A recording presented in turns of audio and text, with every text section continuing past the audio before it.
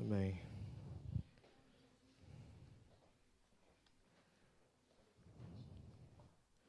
Hoje gostava de falar-vos acerca...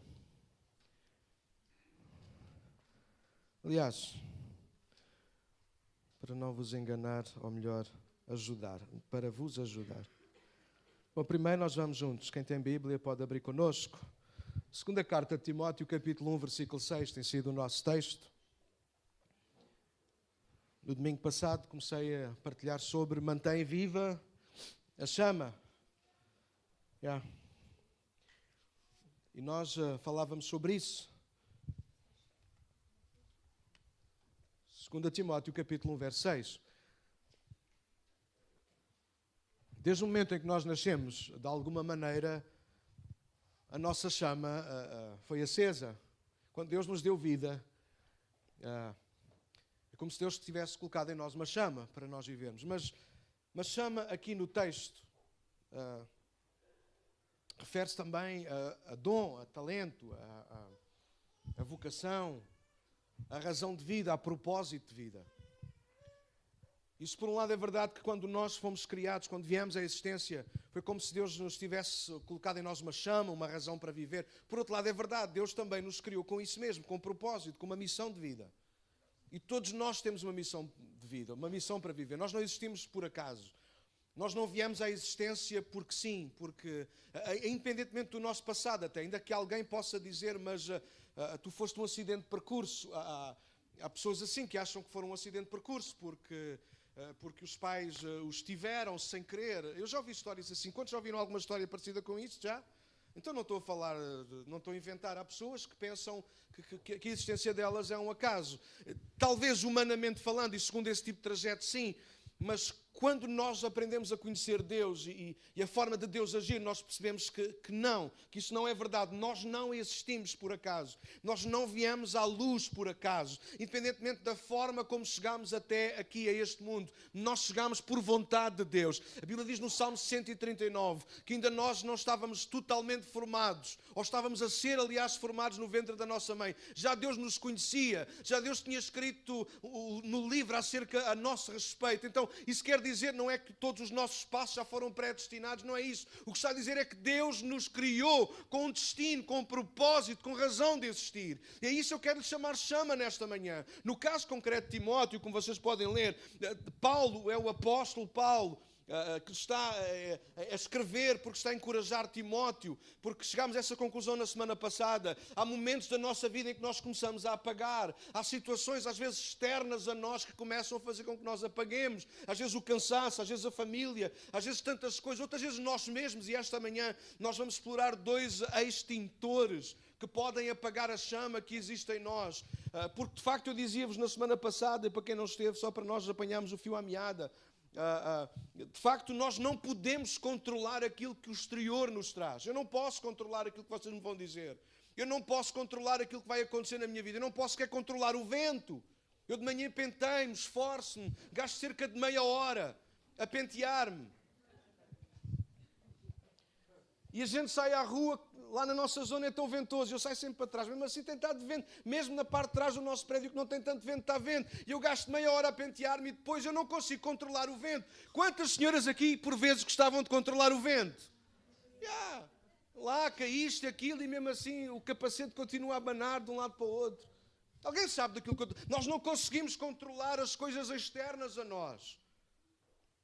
Mas nós podemos e devemos controlar aquilo que acontece dentro de nós, para de alguma maneira nós não deixarmos morrer a chama que arde dentro de nós. Então, Paulo está a escrever a Timóteo, porque de repente Paulo olha para Timóteo, alguém que Paulo amava, alguém que Paulo sabia que tinha dom, que tinha vocação, que tinha sido criado para arder, para fazer alguma coisa de útil no mundo. No caso concreto, Timóteo ele era um pastor numa igreja local, mas ele podia ser um sapateiro, ele podia ser um pintor, ele podia ser um ladrilhador, ele podia ser outra coisa qualquer, ele podia ser um condutor de carros, ele podia ser aquilo que tinha que ser, mas ele tinha que fazer aquilo com paixão, com a chama acesa, viva.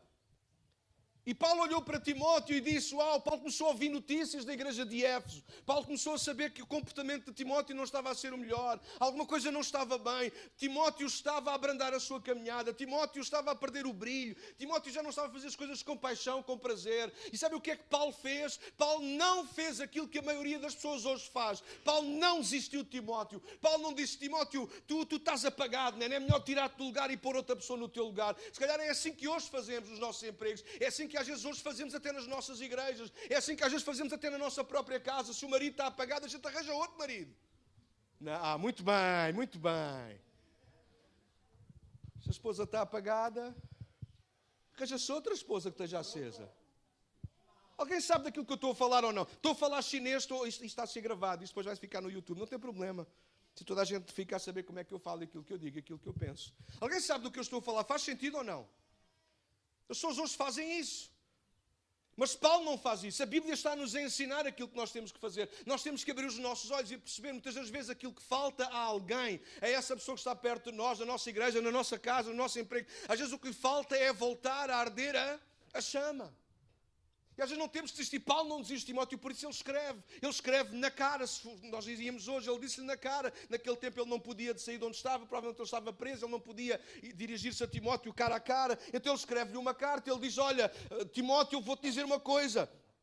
Mantenha viva a chama do dom de Deus que está em você. E eu fui testemunha disso. Eu sei que estou a parafrasear agora, mas vocês podem acompanhar. Como é que Paulo foi testemunha de que Timóteo tinha uma chama na vida dele? Porque foi eu próprio que a coloquei lá. Eu orei com a imposição das minhas mãos. Eu participei nisso, Timóteo. Eu reconheço que Deus tem um dom fantástico para a tua vida. E nesta manhã, com ouvidos de ouvir, ouça. Tu tens um dom fantástico na tua vida, mas não seja a vida que Deus te deu.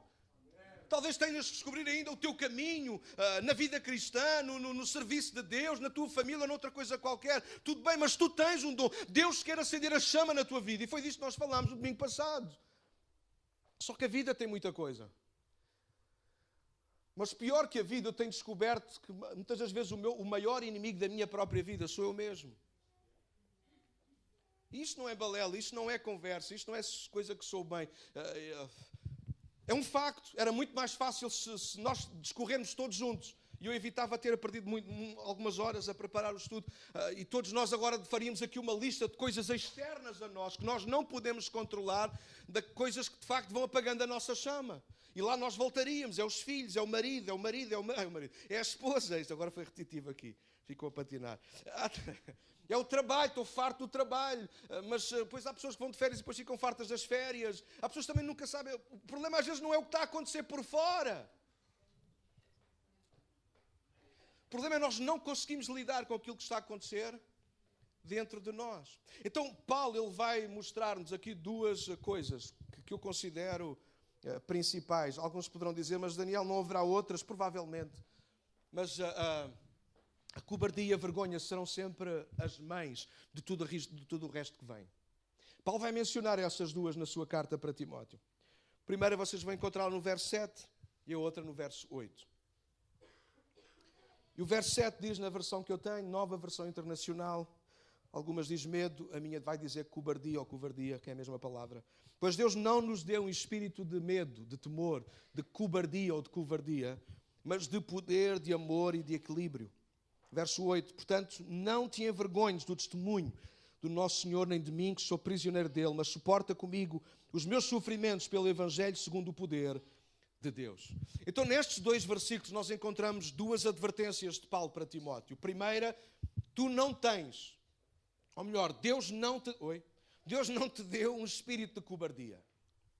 Ou seja, tu não tens razão para seres um cobarde.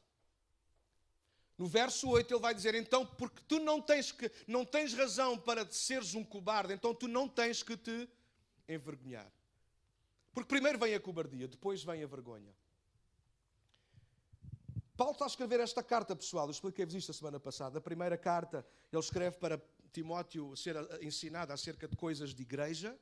Se vocês depois lerem em casa, vocês vão perceber isso. A segunda carta, como eu vos estava a dizer, Paulo escreve por amar muito Timóteo. E perceber que Timóteo está a apagar a chama, o seu dom está a morrer, Timóteo está a ficar para trás, Timóteo já não é aquele homem que era, já não, não sei se Timóteo cantava ali como o Júnior, se ele cantava agora, o Júnior canta sempre em tons que mais ninguém lá chega, não é, Júnior? Ainda no outro dia no grupo de crescimento foi fantástico. Deus está aqui, só foi um Deus está aqui, mesmo lá no céu, ele cantou no céu e a gente cantou na terra. Mas imaginem, sim, só viram o Júnior na semana passada, lá bem em cima, e eu enganei, que eu roubei-lhe meio tom sem ele saber no piano. Imaginem chegarmos aqui e o Júnior, ele vai cantar exatamente no oposto, ele vai cantar muito mais grave. Toda a gente iria dizer, alguma coisa não está bem, está sapa. Eu não sei se Timóteo cantava, eu não sei se Timóteo tocava, ou se ele até podia dançar. Eu danço excepcionalmente bem, se alguém quiser que eu, no final depois eu mostro. Mas se Timóteo fazia alguma destas coisas, aquilo que se começou a notar, ele estava a fazer isso sem paixão. Ele era um pregador, mas já não estava a pregar com paixão. Ele escolhia provavelmente alguns dos textos, ou lia uma das cartas de Paulo e dizia, pronto, o culto terminou. Vamos ler o texto, porque depois Deus não nos deu espírito de cobardia, mas de poder, de amor e de equilíbrio. Amém. Deus nos abençoe com esta palavra. Se eu fizeste isto num culto, como é que vocês saíram daqui? O Daniel não está bom da cabeça. O homem não falou durante 40 minutos no mínimo. Ele não gritou, ele não deu 3 gritos seguidos. Alguém percebe do que eu estou a falar? Então a segunda carta é isto. Paulo percebe que alguma coisa está a começar a faltar na vida de Timóteo. E Paulo não diz, tu estás em pecado. Paulo não diz, será que és companhias? Paulo não diz isso. Paulo diz, a tua chama está a começar a apagar e é a tua responsabilidade manter viva a chama. E ele vai-lhe apontar 2 coisas para as quais Timóteo tem que se guardar e tem que ter cuidado. A primeira é não se tornar um cristão cobarde. A cobardia apaga a nossa chama. Vou tentar explicar isso. A cobardia é descarada, mas transforma-nos para pior. Eu depois vou dar-vos alguns exemplos da Bíblia que nós vão ficar, já estou a perceber melhor. Por exemplo, ao domingo até adoramos, mas na segunda muitas pessoas evitam aquilo que adoraram, ou aquele que adoraram ao domingo. Querem que eu diga outra vez? Às vezes é demasiado profundo. A Rosângela está com um ar assim. Pastor, hoje não fala brasileiro, não consigo perceber nada. Vou tentar. Desculpa, estou a brincar. Ao domingo até adoramos.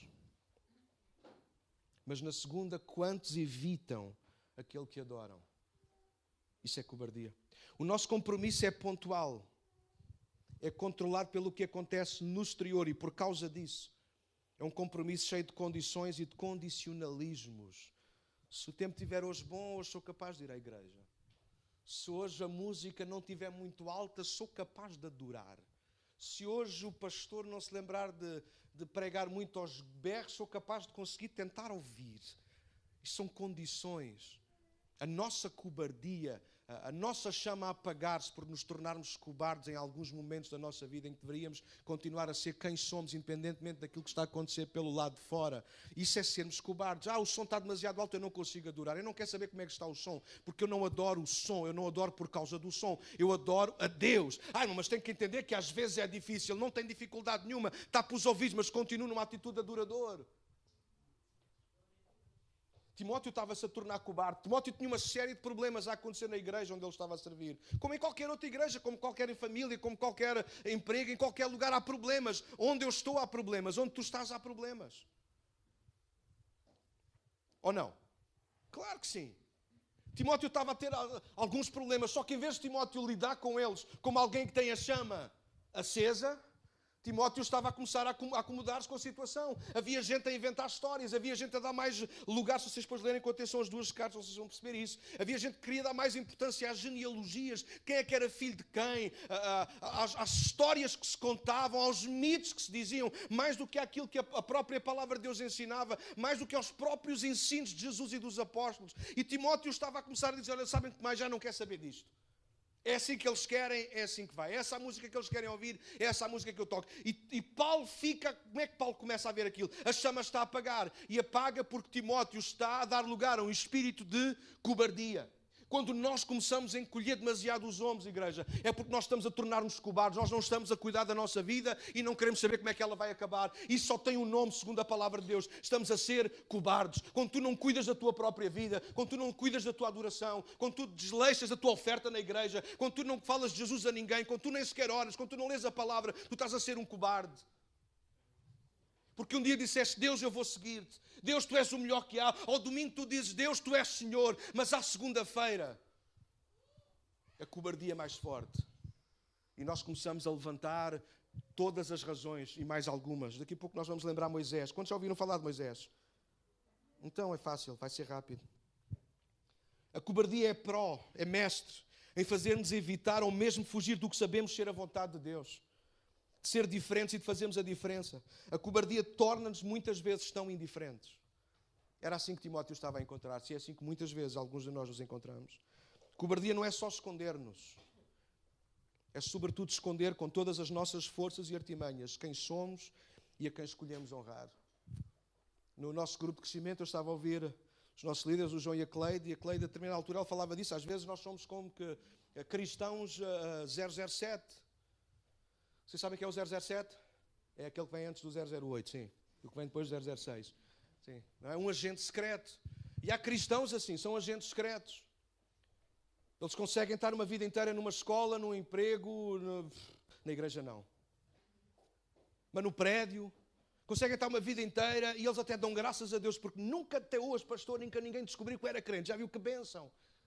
Uma vez houve um irmão, eu lembro de ouvir o pastor Luís Reis a contar esse testemunho do tempo dele da tropa, não é? Um irmão que, não. Aliás, um irmão no tempo da tropa é que quis dar o testemunho e disse, pastor, quer dar testemunho? Então, bora lá, um testemunho bom. É um testemunho de Deus, guardou-me. Opa, então vamos ouvir isso.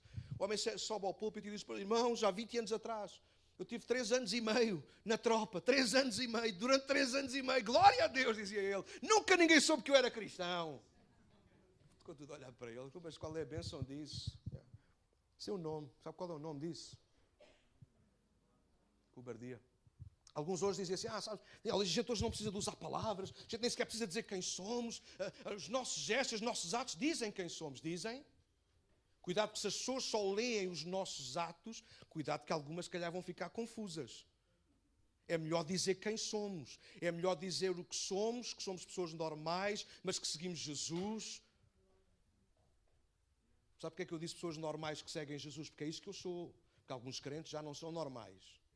Não são anormais, são sobrenaturais. Eu sou uma pessoa normal, o que significa que tenho erros.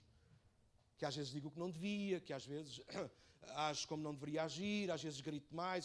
Alguém sabe do que eu estou a falar. Contudo, continuo a ser um seguidor de Jesus. Peço desculpa quando tenho que pedir desculpa, arrependo-me, arranjo o que estraguei. Alguém sabe do que eu estou a falar. É preciso dizer sim, porque quando nós não dizemos e arranjamos artimanhas, nós estamos a ser, como Timóteo, estamos a dar lugar a um espírito que não foi Deus que nos deu. Porque Deus não nos deu um espírito de cobardia. Então, se às vezes nós estamos a ser cobardes, é porque alguém está a impingir-nos um espírito de cobardia. Eu não tenho que dizer quem sou, eu não tenho que dizer onde é que vou ao domingo. Eu lembro de ser teen, quando eu era adolescente, era assim que eu vivia, porque eu vinha ao domingo às vezes à igreja, vinha à igreja, mas depois à segunda-feira não dizia onde é que eu ia ao domingo. Eu lembro na altura, cheguei a fazer som, lá na Brandoa, eu chegava a dizer aos meus amigos que eu fazia som, mas não dizia aonde. Eu sei mexer numa mesa, mas nunca ninguém quis me perguntar. Ou então eles sabiam, é que achava que eles não sabiam. Isso é cobardia. E depois nós admiramos que parece que é Deus que não fala, que as coisas não acontecem, que a horma não acontece nada. Claro que não, a chama está a apagar, porque a cobardia faz-nos apagar a chama. A vergonha. Depois nós vamos falar de Moisés de uma forma sucinta e vamos ver estas duas coisas na vida de Moisés. Pode ser? Sim? Claro que pode ser. A vergonha manifesta-se quando, ao invés de vivermos a nossa fé, preferimos o silêncio, a abstenção pública, recolher para o foro íntimo aquilo em que acreditamos de facto, ao ponto de quase negarmos tudo aquilo que dizemos acreditar. Você sabe quando nós nos calamos, e quando eu digo calar não significa que a gente tem que andar sempre a falar e andar aos berros, como os protestantes, não é? A gente protesta contra tudo. Eu conheço alguns crentes que eu tenho vergonha deles. Porque eles gritam mais e são às vezes mais ofensivos, e para não dizer palavras assim mais feias, são desagradáveis. Eu tenho vergonha de alguns. A gente tem que lutar contra isto. Está bem, mas lutar contra aquilo não significa. A gente tem que expor a nossa verdade. Está bem, calma.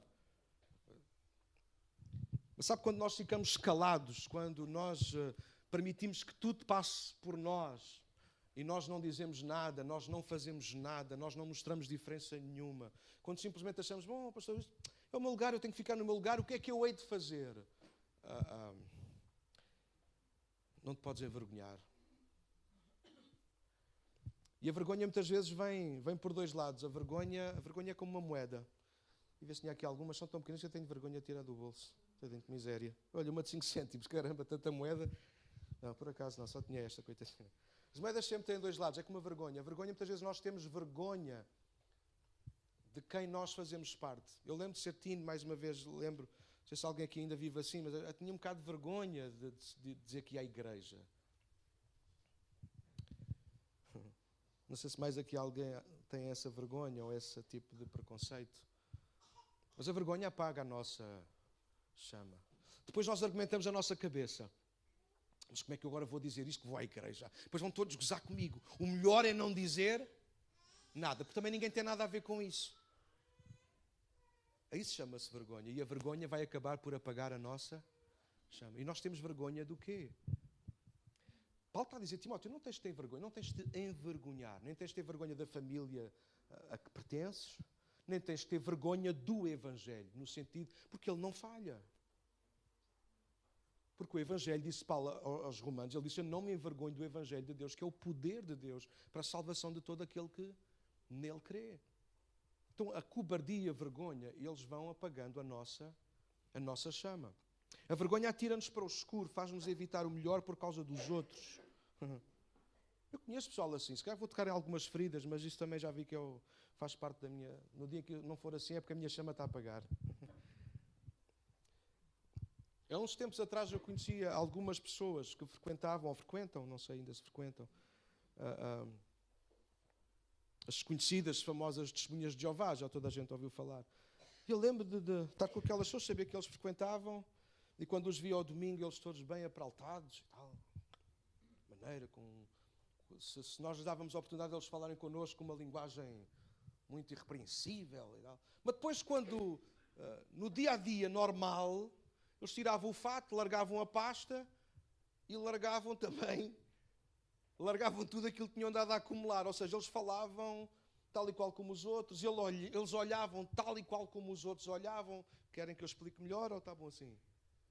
Está bom, vocês não sabem do que eu estou a falar. Agora, isto fazia-me alguma confusão. Eu disse, o que é que de facto diferença faz aquela gente ir lá àquela dita igreja, àquele espaço? Aquilo não está a trazer vida. O problema que isto me trouxe já não foi só isso. O problema que veio à minha vida, esse tornou-se muito pequenino. Quando eu comecei a ver alguns que são nossos a viverem exatamente da mesma maneira. Eles falam igual aos outros. Eles olham quando os outros olham.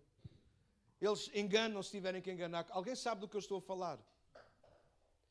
E eu percebi, eu até compreendi. Pronto, então isto, estás com os romanos, tens que ser romano. Então a gente percebe, há certos meios que é difícil. A gente está, olha, das duas uma, para não perder muito tempo. Ou se tu não consegues estar nesses meios, sem seres cobarde e sem teres vergonha de quem tu és, é melhor não estares lá.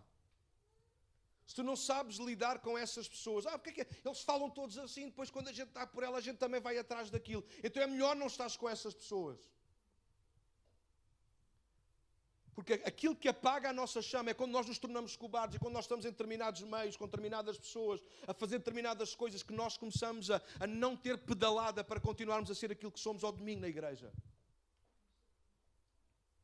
E nós precisamos de colocar de lado a nossa cobardia, a nossa vergonha, aquilo que está a apagar a nossa chama. Talvez nós podemos chamar ventos, podemos chamar a família, podemos chamar o cansaço, podemos dizer que é tudo o que é exterior, mas a esmagadora maioria das vezes a razão porque a nossa chama começa a apagar é porque nós nos tornamos cobardes e começamos a ganhar alguma vergonha daquilo que nós somos. Porque este é o outro lado da moeda. Não só temos vergonha daquilo que está à nossa volta, muitas vezes a igreja que não queremos assumir, como muitas das vezes acabamos por começar a ter vergonha de nós mesmos. Alguém sabe do que eu estou a falar? Eu sei do que estou a falar. Ainda estamos na Bíblia. Paulo está a dizer, Timóteo, Deus não te deu um espírito de cobardia. Portanto, larga de ser cobarde. E Deus diz-nos a nós nesta manhã, Deus não nos tem dado um espírito de cobardia. Larga de ser cobarde. Deixa dessa onda do eu não sei se sou capaz. Deixa eu fazer esta pergunta. Alguém aqui já pensou, eu não sei se sou capaz de ser um bom cristão? Alguém já pensou isso? Eu já. Quase todos os dias. Se calhar não sou a pessoa certa para ser pastor, não tem mal. A gente acerta as contas, já são 11 ou 12 de serviço e despeçam-me. Todos os dias eu chego à conclusão que eu não consigo ser um bom cristão. Só que fica na minha escolha. Eu posso olhar para aquilo que está a acontecer à volta, Eu não estou a ser um bom marido, eu não estou a ser um bom pai, eu não estou a ser um bom pastor, eu não estou a fazer não sei o quê. Eu posso olhar para tudo, alguém sabe do que eu estou a falar, alguém percebe. Eu começo a olhar para aquilo que está a acontecer à minha volta e eu tenho todas as razões para dizer a minha chama pode e deve apagar-se. Não há mais razão para ela arder. Eu não tenho condições de ser um bom cristão. Mas esta humilde expressão, eu não sou um bom cristão, ela está a ser camuflada pela cobardia. Porque se por um lado é verdade que eu não sou um bom cristão, Paulo está a dizer a Timóteo, Timóteo, Deus não te deu um espírito de cobardia. De facto, tu não és o melhor homem do mundo. Como Paulo assumiu aos romanos, o miserável homem que eu sou o pior dos pecadores. Mas por outro lado, Paulo está a dizer a Timóteo, Timóteo, tu e eu, nós não somos os melhores do mundo. Mas Deus não nos deu um espírito de cobardia para nós nos escondermos atrás daquilo que nós somos. Atrás daquilo que nós valemos ou daquilo que nós não valemos. Deus nos deu o seu espírito. Um espírito de amor, um espírito de poder, um espírito de moderação. Um espírito que nos ajuda a ser aquilo que nós não somos capazes de ser. Então deixa de ser cobarde. Porque a cobardia sempre nos levará à vergonha. Vergonha daqueles a quem servimos. Vergonha daqueles a quem temos à nossa volta. Eu lembro de ser miúdo, mas... Padadum. Mas qual de nós, enquanto criança, numa fase de adolescência, a esmagadora maioria, talvez uma ou outra exceção, que são assim mais cromos, mas a maior parte, quando nós não tivemos vergonha, às vezes, da nossa família, dos nossos pais, e lá vem, eles vêm para aqui, eles vinham para um lado e a gente ia para o outro. Alguém sabe do que eu estou a falar? Ou fui só eu? Fui só eu. Oh, que horror. Que terrível homem que eu sou. A cobardia sempre nos leva à vergonha. Vergonha daquilo que nós temos. Quantas pessoas às vezes, espero que vocês não, espero que comecemos a ultrapassar. Às vezes a gente olha para as outras igrejas e pensa que às vezes temos vergonha daquilo que nós temos. Só que às vezes a vergonha daquilo que nós temos, ela é originada, tem uma origem, tem uma razão de ser, é que nós começamos a ter vergonha de nós mesmos. Porque nós sabemos que falhamos, nós sabemos que também não estamos a ser assim tão honestos, não estamos a ser assim tão fiéis. Cobardia e vergonha sempre irão apagar a nossa chama. Pense no contrário. O contrário de cobardia é coragem. O contrário de cobardia é ser corajoso. Larga de ser cobarde, ser corajoso. Às vezes as pessoas não querem tratar dos seus problemas porque estão a ser cobardes. O que é que elas precisam? De uma boa dose de coragem. Ser corajoso. Foi por isso que Deus disse a Josué, ser forte e corajoso. E disse-lhe isso 3 vezes. Ser forte e corajoso, ser forte e corajoso. Porquê? Porque Josué estava-se a tornar num cobarde. Eu disse que ia falar de Moisés, mas vocês sabem, quando Deus aparece a Josué, tem que lhe dizer isso. Ele tem que lhe dizer na cara. Josué, levanta-te, porque Moisés, o meu servo, está morto. Sabe como é que Josué estava? Como vocês estão agora. Alguns lá atrás não estão. Sentado. Talvez não sentado fisicamente, mas sentado, acomodado. Acobardado. Agora falta-nos Moisés. Agora quem é que vai liderar estes 2 milhões de pessoas pelo deserto afora? Quem é que vai conquistar a terra? Josué já sabia a sua função. Josué sabia a sua vocação tal e qual como Timóteo. Josué sabia que tinha sido chamado por Deus, escolhido por Deus para liderar o povo em triunfo, para conquistarem a terra prometida. Mas como é que Josué estava? Como muitos de nós nos encontramos tantas vezes, sentado. Sentado nos nossos medos, sentado por causa das nossas dúvidas, sentado. E Deus tem que lhe aparecer e dizer, Josué, deixa de ser cobarde. O reino de Deus não é para cobardolas. O reino de Deus não é para gente que tem medo. Não é para gente que fica a pensar naquilo que não tem, naquilo que não é. O reino de Deus é para gente que olha para Deus, confia nele, confia na sua palavra, espera nele, levanta-se e age de acordo com aquilo que Deus diz. E não há mais muito a dizer. Mas quando nós começamos a pensar muito, como é que vai ser hoje? Como é que não vai ser? Como é que vai ser o dia da manhã? E onde é que eu vou comer? E como é que vai ser? Quando nós começamos a questionar muito, nós começamos a ficar acobardados. Alguém sabe do que eu estou a falar? E agora esta doença apareceu. E agora o que é que vai ser de mim? Vai ser de si aquilo que sempre foi. Está nas mãos de Deus. Quantas vezes nós já nos sentimos acobardados por alguma coisa? Seja honesto. Quantas vezes nós sabemos aquilo que deveríamos fazer, o caminho que devíamos seguir e nós não seguimos? Por uma única razão, porque nós somos cobardes. E depois dizemos, não tive tempo. Não há condições. A culpa é do marido, a culpa é da esposa, a culpa é dos filhos, a culpa é de tudo. Alguém percebe daquilo?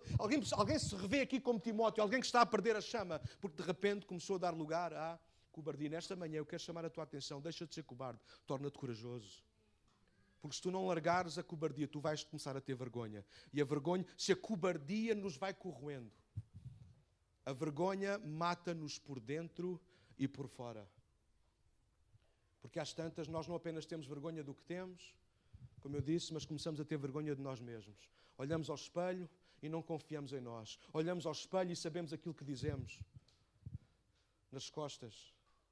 Olhamos, chegamos ao domingo, queremos adorar e não conseguimos ter força para levantar os braços. Porquê? Porque sabemos que à segunda-feira, para quem é que os temos levantado? Quantas pessoas, às vezes ao domingo, elas não conseguem adorar, elas não conseguem sequer orar, porque uma semana inteira foram cobardes, não levantaram a voz a buscar a Deus, não abriram a Bíblia. E de repente a vergonha começa a tomar conta de nós. Deixa-me lembrar-vos a história de Moisés. A história de Moisés começa em Êxodo. Êxodo é o segundo livro da Bíblia. A história de Moisés é simples. No tempo de José, José foi grande amigo de Faraó, ao ponto de ser o segundo maior no Egito. Toda a gente conhece a história do príncipe do Egito, José. Mas diz que quando morreu o Faraó, que era amigo de José, levantou-se outro Faraó, claro. E este Faraó, ele não deixou de ser amigo do povo de Israel, mas começou a ser um amigo desconfiado. Ele começou a ver que era um povo muito grande, era um povo com muita sabedoria, com muita capacidade, e começou a ter medo. Então aconselhou-se e chegaram à conclusão que o melhor era aos poucos e poucos começarem a escravizá-los. Êxodo capítulo 1. Então eles começaram a dar-lhes trabalhos forçados, ao ponto de que Israel, como a esmagadora maioria de vocês sabe, tornou-se escravo do Egito durante cerca de 400 anos. Mas Deus não estava distraído. Deus queria enviar um libertador. E esta palavra provavelmente começou a passar de boca em boca lá no meio do arraial onde estavam os israelitas. Isto chegou aos ouvidos de Faraó. Toda a gente conhece a história. Faraó não vai de modas e disse, bom, há quanto tempo é que soa isso? Há pelo menos 2 anos que soube esta história, mas ainda não apareceu ninguém. Então, olha, pelo sim, pelo não, manda-se matar todos os homens, todos os meninos que nasceram de 2 anos para baixo, todos têm que morrer. E vocês conhecem, não é? A mãe de Moisés criou às escondidas e ao fim de algum tempo, quando já não dava para esconder mais, colocou, confiando em Deus, sabendo que Deus certamente estava no controle, colocou dentro de uma cesta, no rio, na direção certa, onde a filha de Faraó costumava tomar banho. E naquele dia, àquela hora, lá estava, apanhou o menino. Vocês sabem, ela criou como se fosse neto do próprio Faraó, com todas as mordomias, com todas as condições, com toda a escola. Mas Moisés, cada vez que se olhava ao espelho, ele sabia que a sua cor de pele, ele sabia que o tom dos seus olhos, o seu tipo de cabelo, não era igual ao dos egípcios. Moisés sabia que a sua história não era egípcia, a sua história tinha raízes em Israel.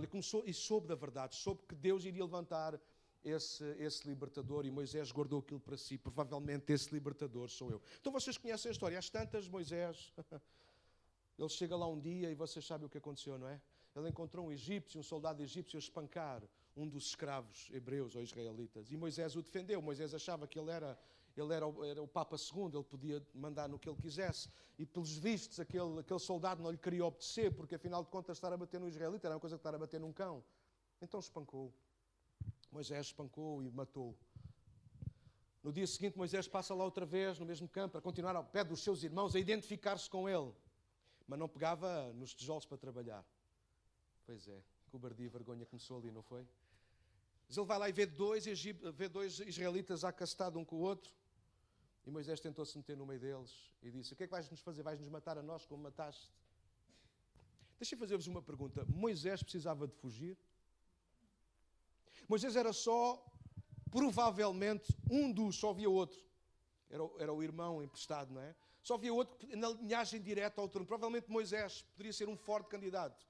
Moisés poderia dizer o que ele quisesse. Não era um soldado, não era sequer um israelita que ia dizer, que ia testemunhar a Faraó contra. Alguém sabe do que eu estou a falar. Mas Moisés, naquele momento, ele encheu-se de cobardia. E a Bíblia diz que ele fugiu. E por causa da cobardia, Moisés esteve no deserto cerca de 40 anos. A pastar ovelhas, que nem sequer eram dele, eram as ovelhas do sogro. Êxodo capítulo 3. O que eu acho interessante, alguém sabe como é que Deus apareceu a Moisés naquele dia? Moisés estava a pastar as ovelhas do seu sogro, e num dia diz que decidiu ir para o outro lado, para o lado do monte de Deus. E chegando a Horebe, diz que olhou e viu uma sarça que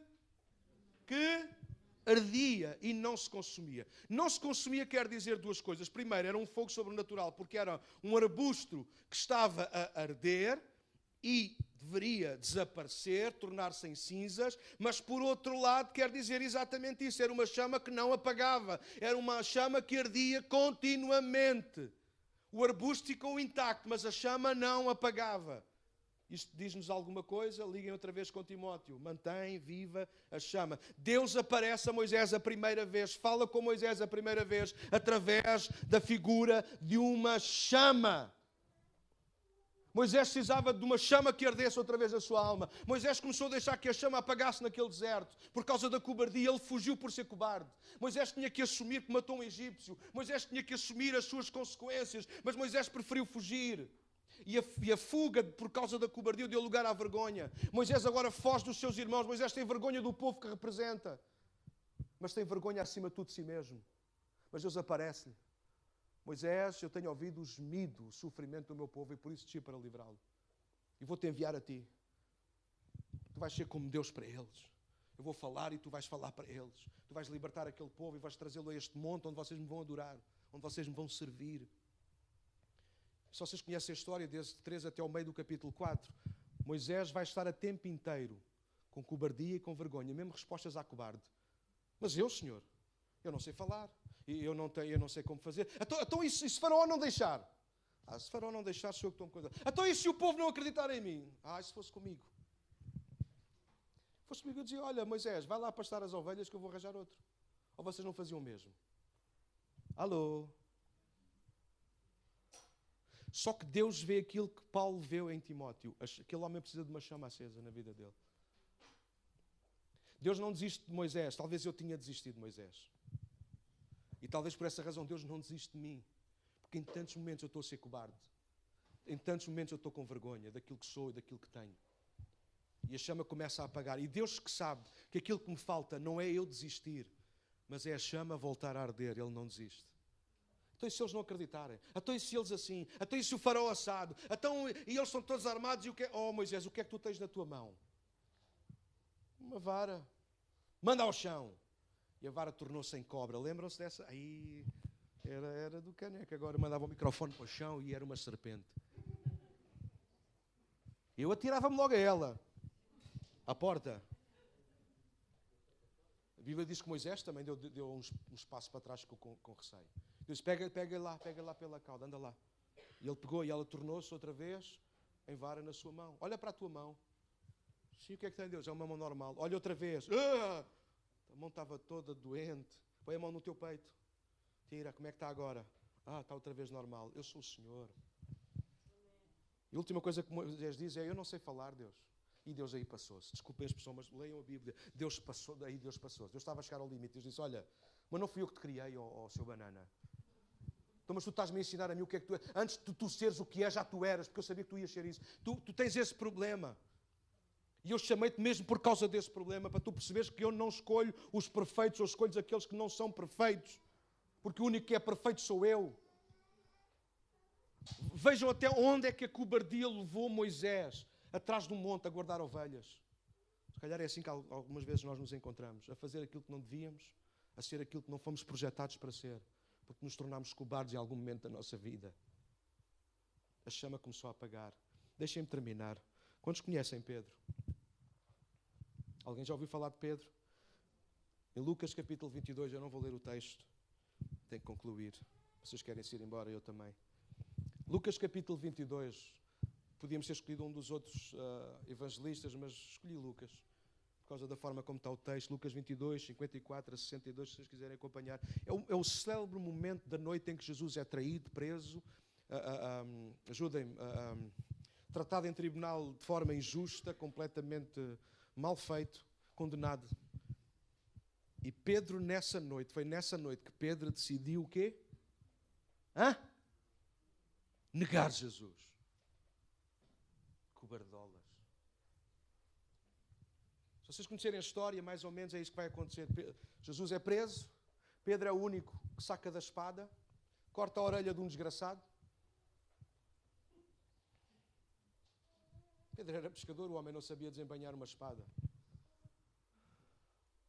A gente goza, Pedro cortou. Não, Pedro foi-lhe à cabeça. Só que era tão desastrado com a espada que só lhe arrancou. Mas Pedro ia cortar o pescoço. Alguém sabe do que é verdade.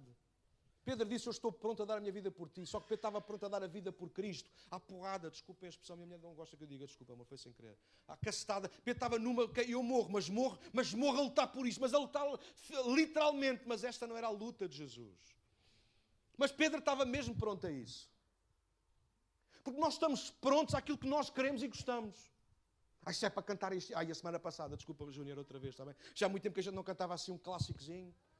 A semana passada a gente cantou que Foi na Cruz. Os irmãos aviões, eu devia ter virado a câmara para alguns de vocês.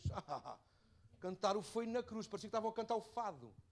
Foi na cruz. Foi bonito. Eu não sei, mas quando é alguma coisa que a gente gosta, a gente desmifra-se todos. A gente dá tudo. O que é para comer hoje? É feijoada. Se eu gosto disto. Já virei 3 discos, não é, Tony? Mas ainda tens fome? Não, mas está bom, eu gosto é disto, bora. Mas se for uma coisa qualquer, se for o bacalhau... Ai, natas, eu não gosto... Como um pratinho, então, mas não queres mais? Não, estou bem assim, obrigado. Puxa, o mesmo catrapila que num dia vira 4 discos de feijoada, no outro dia só come um pratinho, porque não gosta. Quando nós gostamos de alguma coisa, nós viramos tudo. Alguém sabe do que eu estou... O problema é quando as coisas não são como nós queríamos. Então não critiques Pedro. Abre a pestana hoje, abre os teus ouvidos, eu estou a terminar. Pedro vai negar Jesus.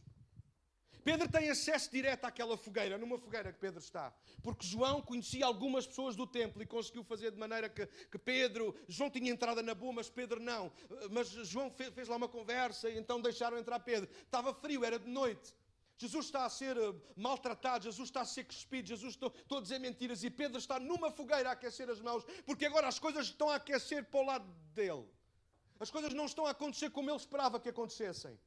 Ele tirou a espada, cortou uma orelha e Jesus manda Pedro guardar a espada, senão tem que morrer pela espada e ainda por cima cura a orelha do desgraçado. As coisas estão a ir... Alguém sabe do que eu estou a falar? E Pedro agora começa a dar passos para trás. Pedro começa a dar lugar à cobardia na vida dele. Pedro diz agora, espera aí, eu não sei se estou pronto para isso. Eu acabei de dizer que estava pronto a dar a minha vida por Cristo, como muitos de nós aqui ao domingo dizemos. Mas de repente chega segunda-feira e as coisas não são como nós achámos que iam ser. Deus vai abrir as portas para nós. Não vai faltar dinheiro na nossa conta. Não nos vai faltar a saúde. A mulher não me vai chatear esta semana. Amém. Os filhos não vão ficar doentes.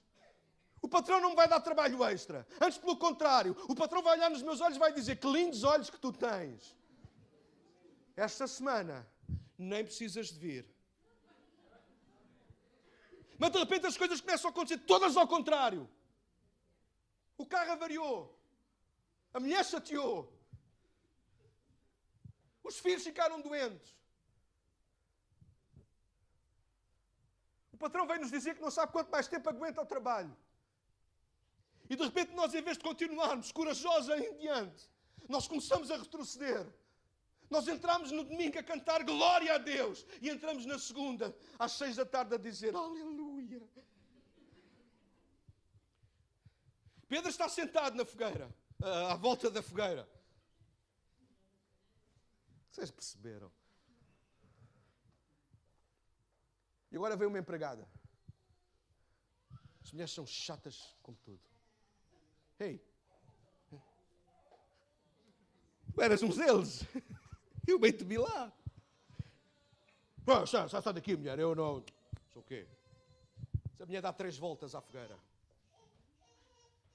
Eras que eu bem te vi. E pensa, mulher, vai-te embora. De repente há um que está ao lado e diz... As mulheres são teimosas, insistentes. Por 2 vezes. Por causa das 2 vezes, o desgraçado tem que ir à terceira. Foi só por causa das mulheres.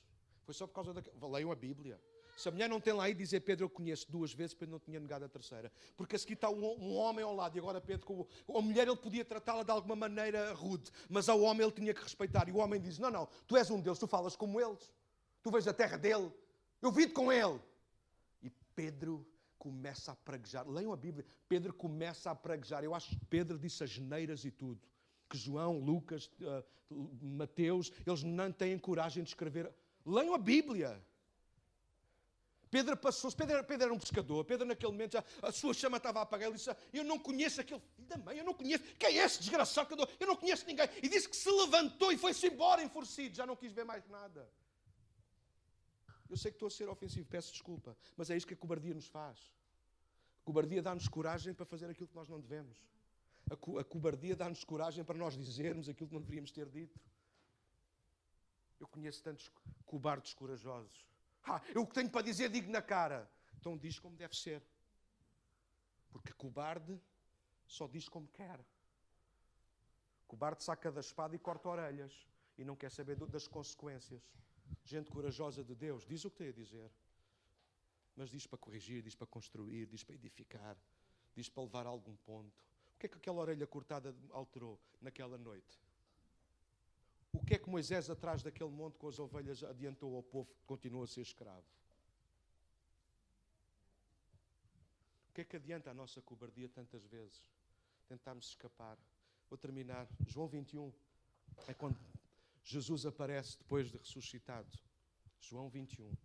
Não é a avenida, não é o João 21. É João 21, capítulo da Bíblia. Jesus aparece aos discípulos. Vocês sabem o que é que o cobardolas do Pedro envergonhado faz? João 21 diz mais ou menos isso. Pedro está com os outros discípulos, dá uma espreguiçadela. Isto é uma versão minha, está bem? Traduziu do grego, eu. Pedro dá uma espreguiçadela e diz: bem, não há nada para fazer. Vou à pesca. Pedro já não pescava há mais de 3 anos e meio. Pessoal, alguém está a acompanhar comigo? Porque Pedro já não era mais um pescador de peixe, era um pescador de homens. Mas agora era um Pedro transformado pela negativa, era um Pedro transformado pela cobardia. Então Pedro volta para fazer aquilo que ele acha que sabe fazer melhor. O que é que Moisés vai fazer? Aquilo que ele acha que sabe fazer melhor. Lidar com pessoas eu não sei, então vou lidar com ovelhas. E às vezes a gente faz o mesmo, pessoal. A gente às vezes faz o mesmo. Vou-me estar a chatear com isto para quê? Vou voltar para a minha vida, eu vou voltar a fazer aquilo que eu sei que faço, que gosto de fazer, não me chateio. Só que tu não foste chamado para isso, não foste chamado para ser um cobarde. Deus não te deu um espírito de cobardia. Se Deus te deu alguma coisa, foi um espírito de coragem, para tu seres e fazeres aquilo para o qual Ele te criou e chamou. Se evitas aquilo que sabes que é de Deus para a tua vida, então tu és um cobarde. E a tua chama mais dia menos dia. Se ainda não apagou, ela vai apagar. E se tu és um cobarde mais dia menos dia, se ainda não tens, tu vais estar a viver cheio de vergonha. Quando deverias estar a viver cheio do Espírito de Deus. Deverias estar a viver cheio de uma chama que arde e não se apaga. Pastor, eu não sei o que é que me aconteceu. Mas eu sei. Em algum momento tornaste cobarde e em algum momento encheste de vergonha. Por aquilo que te fizeram ou por aquilo que tu começaste a fazer e a dizer. Nesta manhã, eu tenho que terminar. Continuar a dar lugar à cobardia e à vergonha é apagar rápida e voluntariamente a chama de Deus em nós. A cobardia e a vergonha tornam inoperantes todas as ações de Deus a nosso favor. Alguns vivem um cristianismo assim uma vida inteira. Relacionamento com Deus, morno ou frio, não faz qualquer sentido. Está escrito lá, em Apocalipse, no capítulo 3. Jesus manda dizer àquelas igrejas: porque és frio, porque és morno, aliás, nem frio nem quente, vomitar-te-ei da minha boca. Nada mais desagrada a Deus do que uma vida, uma atitude, uma postura de gente morna, de gente cobarde. Cobarde é morno, morno é cobarde. Nem é nem deixa de ser, nem é nem deixa ser, nem faz nem deixa fazer, nem vem nem deixa vir. Esta agora é uma direta, é uma indireta direta, para alguns maridos e para algumas esposas que estão aqui. Às vezes eles não vêm mais porque vocês mulheres não querem vir, às vezes é o contrário, às vezes é o contrário. E às vezes a gente arranja desculpas porque é o marido, porque é a mulher, porque é os filhos, porque é tudo. Deixa de ser cobarde, ser corajoso. Assuma aquilo que Deus tem para a tua vida, na tua casa, no teu emprego, na tua igreja. Assume ser corajoso. Não tenhas vergonha. Mas Daniel, eu já falhei tanto no passado. Esquece isso. O passado ficou para trás. Paulo disse a Timóteo: não te envergonhes, nem do Senhor, nem de mim, que sou prisioneiro seu. Não te envergonhes, dar lugar à vergonha do quê? Da família que tens. Esta família é espetacular. Começar por mim, que sou o maior cromo, que aqui está. Todos vocês são melhores do que eu. Não tenhas vergonha desta casa, não tenhas vergonha de ti mesmo. Eu não tenho vergonha daquilo que vocês são. Mas e quando eu ando por aí a cortar orelhas, quando eu ando para aí a fazer o que não devo? Só tem vergonhas a ti mesmo. Mas vence a vergonha, dando lugar ao Espírito de Deus. Lembra-te da chama que tu tens que conservar acesa. Dar lugar à cobardia e à vergonha é apagares essa chama. O Espírito Santo, segundo Jesus, veio para fazer de nós testemunhas. Mas receberão poder quando o Espírito Santo descer sobre vocês e serão minhas testemunhas. A palavra testemunha no grego é a palavra mártir em português. Ou seja, o Espírito capacita-nos não só para falar de Jesus, mas também para estarmos prontos a tudo por Ele, inclusive a dar a nossa vida e não o contrário, a fugir. Pedro fugiu. Nós precisamos ser gente corajosa, que não é cobarde, que não foge, mas que enfrenta de cara, de coração, para que a chama não apague. Vamos ficar de pé nesta manhã.